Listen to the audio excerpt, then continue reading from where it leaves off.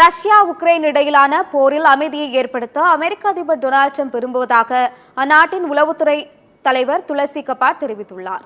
பிரதமர் மோடியை அமெரிக்க உளவுத்துறை தலைவர் துளசி கபாட் சந்தித்து பேசினார். இதனைத் தொடர்ந்து அவர் அளித்த பேட்டி ஒன்றில் அமெரிக்காவின் முந்தைய அரசு எடுக்க தவறிய நடவடிக்கைகளை அதிபர் ட்ரம்ப் அதிரடியாக எடுத்து வருகிறார் என்றும், ஹவுதி கிளர்ச்சியாளர்களின் அச்சுறுத்தல் இருப்பதால் தங்கள் நாட்டாலோ அல்லது மற்ற நாடுகளாலோ பெரு வணிகத்துக்கான மாற்று வழிப்பாதையை உருவாக்கும் நிலை தற்போது இல்லை என்றார். அதனால் தங்கள் நாட்டின் பாதுகாப்பு மற்றும் பலத்திற்காக ஏமனில் ஹவுதி படைகளின் பலத்தை அழிக்கும் வகையில் தாக்குதல் நடத்த ட்ரம்ப் உத்தரவிட்டுள்ளார் என்று துளசி கபாட் கூறியுள்ளார்.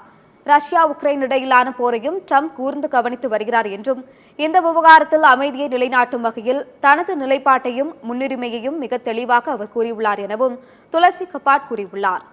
போரை நிறுத்தி அமைதியை நிலைநாட்டுவதில் ட்ரம்ப் கவனம் செலுத்தி வருவதாகவும் அவர் குறிப்பிட்டார்.